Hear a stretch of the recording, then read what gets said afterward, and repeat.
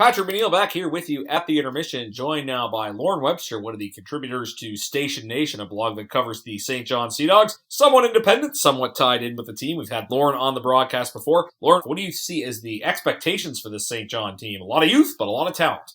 There is a lot of youth. There is a lot of talent. I think realistically the team can get into the playoffs this year. I think they've set a goal for 12th place would probably be overall in the league where they'd like to get.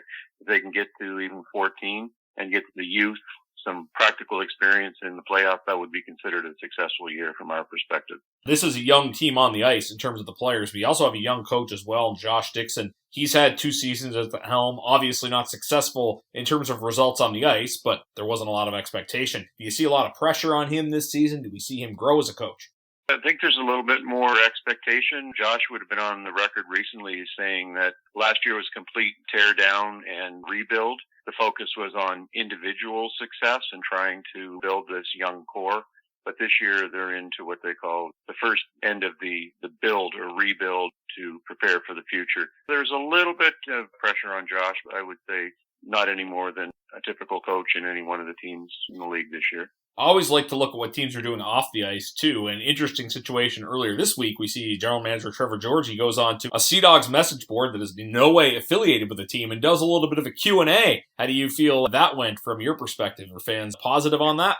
I think that's wonderful. It does show that the team is listening. I know the message board, I contributed from time to time myself, Patrick, and it's a great way to touch with the fans. The fans that are on there obviously are truly fanatics and they're looking passionate about their team. But to actually be able to ask real life questions and get honest, straightforward answers, to be honest, I was pleasantly surprised with how forthright he was with how he's looking and looking towards the future, especially. Now, one of the interesting things he said there, I don't think anybody would be surprised that this team is wanting to peak to host the Memorial Cup and subsequently compete, but he seems optimistic this team can compete next year. Is that feasible for St. John, do you think? I think it is. If you look at the core, we've got 11 17-year-olds in the lineup, the most 17-year-olds of any team in the league.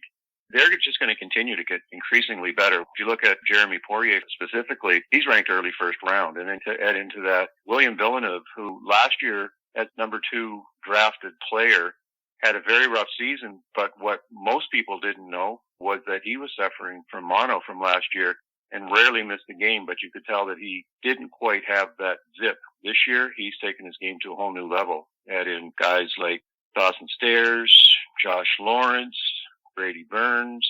The list goes on and on. I think as that team continues to mature physically, emotionally, and get more practical experience, this is a dandy of a core.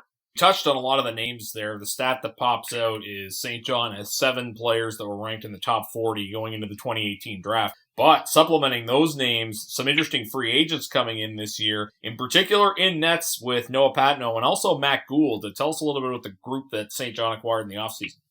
I haven't seen Matt Gould yet. He was a late addition to camp, and I think he's still trying to fit into the system and adjust. I believe also that there was some focus on last year's players on opening weekend to make sure that they were being recognized for their hard efforts. When we look at Patno in net, that was an interesting situation just in that he is a Canadian citizen, but had been raised and played his hockey in Switzerland. He was even the starting goaltender for Team Switzerland at the U17 competition this summer. After several attempts working with the CHL and the QMJHL, the Sea Dogs were able to get his right. What I've seen is him, he's got a bright future. This year, they're probably going to ride Boudelier in net a little bit more, but with him and the young stable of goaltenders they have behind him, I don't think goaltending is going to be an issue for the team in the foreseeable future. The other probably notable free agent addition is Ben Badalamenti. Good luck saying that quick during the broadcast, Patrick. But he's brought a real zip to the middle of the lineup. I've been really impressed with his full 200-foot game so far. He's going to help calm down that young core as well. Lastly, I wanted to ask, of course, about Joshua Wawa, the number 1 pick in the QMJHL draft. What did you think about him in preseason, and is there much hype and excitement around this young man in the Port City? There is a lot of hype and excitement around Joshua Wawa, and it's well-deserved. This is by far not a fair comparison, particularly when we think of Sidney Crosby being honored in Rimouski this weekend. But he reminds me a lot of a young Sidney Crosby in that when you first see him, you might not get the oh wow, but his hockey sense, his passing, and his shooting is outstanding. I think his skating probably can stand a little bit of improvement just as far as speed goes, but he's a very smooth player. He's actually quite a bit larger lad at around 6'1", 185, 190 for a 16-year-old is a good size young man. There's going to be a lot of pressure on him. Much of that probably will be self-imposed.